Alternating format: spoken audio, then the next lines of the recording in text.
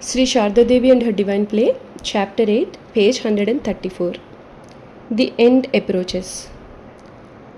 The master was now preparing to end his divine play in Dakshineswar.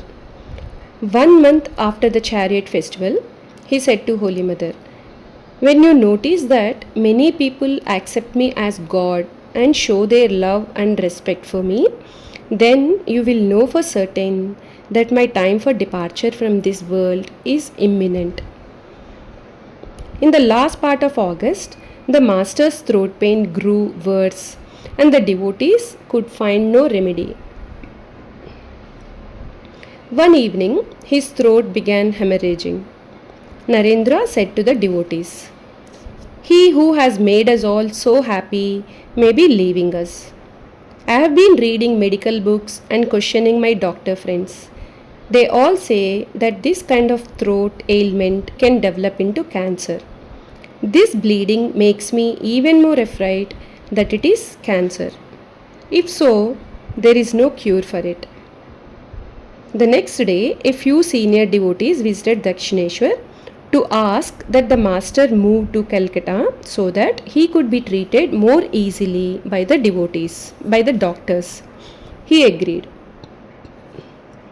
There is a saying, "The water is pure that flows, and the monk is pure who moves and wanders."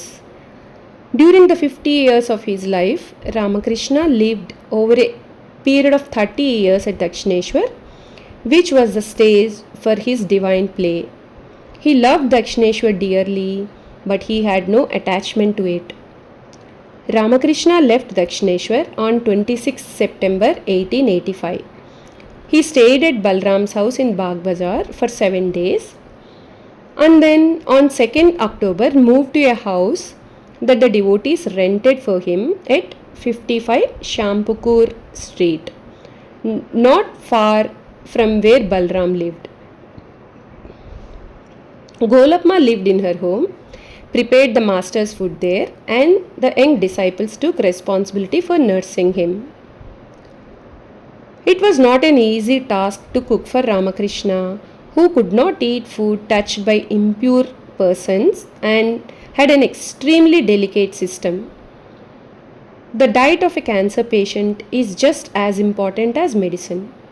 Because Holy Mother had been cooking for the master a long time, she knew what kind of food suited him, how much he could eat, and what he liked and disliked. In addition, Holy Mother would sit near the master while he ate and talk to him so that his mind would remain on the normal plane. If she did not do this, he might go into samadhi and be unable to eat. It was not possible for any disciple or devotee to perform this important duty. One can imagine the tempest that was blowing in Holy Mother's mind. She was alone in Dakshineswar. Moreover, she was deprived of caring for her beloved husband, who was suffering from a fatal disease. Her body was in Dakshineswar, but her mind was with the master in Shampukur, where she could not go because arrangements had not been made for her.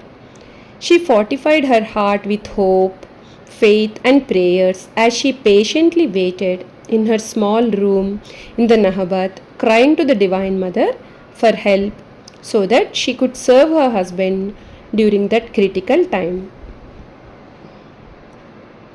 While Holy Mother was thus passing anxious days at Dakshineswar, Golapma thoughtlessly made a cruel remark that hurt her deeply. One day, in the course of conversation, Golapma said to Yoginma, "Yogin, it seems that the master is annoyed with mother, so he has gone to Calcutta." As soon as Holy Mother heard about that comment, she burst into tears. She immediately hired a carriage and went to the house in Shampukur, accompanied by Ramlal. She tearfully asked the master, "Is it true that you have come here because you are angry with me?" Ramakrishna replied, "No, not at all. Who told you this?" "Golap," she responded. Ramakrishna replied angrily, "Ha, she made you cry with this falsehood. Does she not know who you are? Where is she? Let her come." Holy Mother returned to Dakshineswar with her peace of mind restored. That evening, Golapma went to see the master. He scolded her severely and said, "Why did you make her cry with such a baseless story? Don't you know who is she? Go to her right now and beg for her forgiveness, or I shall not accept your service anymore." The next morning, Golapma walked to Dakshineswar and fell at Holy Mother's feet, saying tearfully, "Mother, the master is terribly angry with me. I made that statement without thinking. Either chop off my head with a kitchen knife or forgive me." Holy Mother, who could never harbor ill will against anyone, laughed and gently patted Golapma's back, saying, "Oh, dear Golap." Holy Mother asked Ramlal to write a note to the master saying that she had forgiven Golapma. Thus the misunderstanding was cleared up and Golapma returned to Calcutta to serve the master. Jai Ma.